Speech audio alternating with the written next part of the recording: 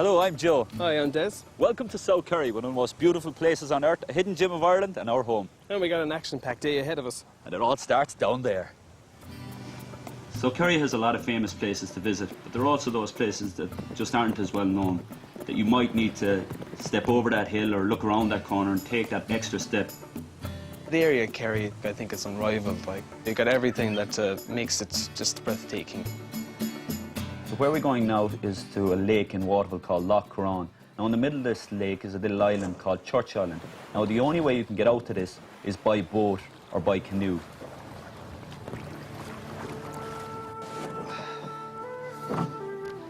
Right, Joe. Church time. This is the church there, isn't it? Yeah, this is a 12th century monastic church. Quite beautiful, isn't it? Oh, amazing.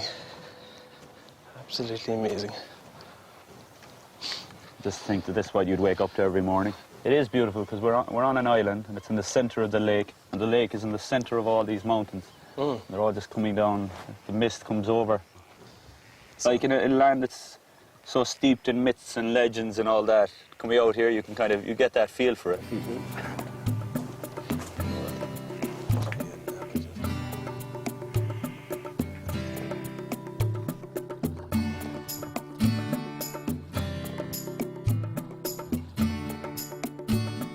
Now, we couldn't show you around Kerry without showing you one of our favourite restaurants, which does great seafood.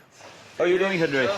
Henry. Des, how's it going? So tell us, what are you going to cook for us today? We have these oysters from Cremon and we have lobsters from Ballinskelligs Bay. So it's all locally sourced? All locally sourced, very good stuff. And then like seafood is massively important to this area.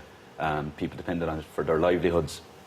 And it's also, it's a massive part of the culture around here. It would have been handed down through generations. Fishermen, their sons would have gone fishing. So we have your oysters. Jeez, look at that. Sure. Your shellfish medley. That looks gorgeous, doesn't it?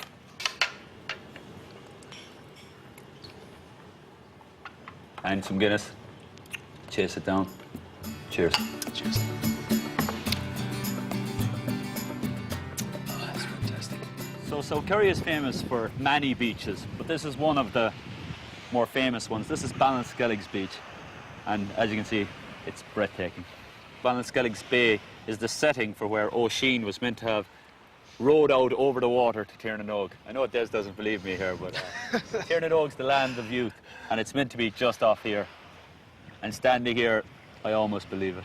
Every time you look out, you're honestly overawed by the whole thing.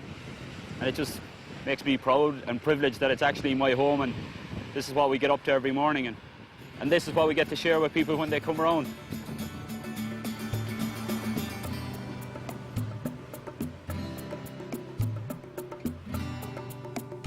You have the Ring of Kerry, but you can also go off the beaten track a bit. There's plenty there to discover. Flintshire Island is one of those beautiful islands just off the south coast. At the moment, it's attached by a bridge, but long ago it was only accessible by ferry. We're going to get on an old ferry boat. They used to bring people across, brought food, supplies, animals. How are you doing, Dilly? Welcome aboard, Jelly. Those things. Before the bridge, like everything had to be brought in the boat, from the box of matches to the, I won't say the elephant, but to the biggest beast in the island. Biggest animal that could go on. Yeah, and even cars. that's right. This area is just beautiful altogether. There's no better office than this. There's no better office than this. That's right.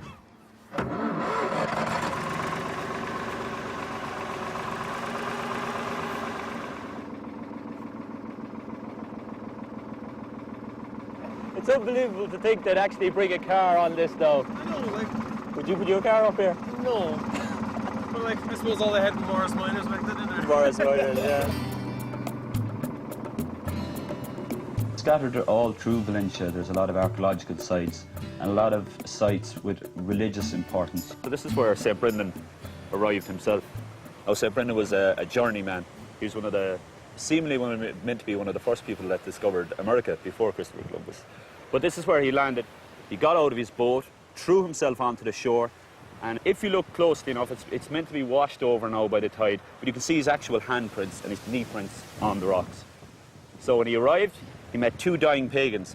They wanted to be baptized before they died. So there was no fresh water around. So what he did was he prayed to God, and the water just sprung out of the ground. And to this day, that's where St. Brendan's Well now stands.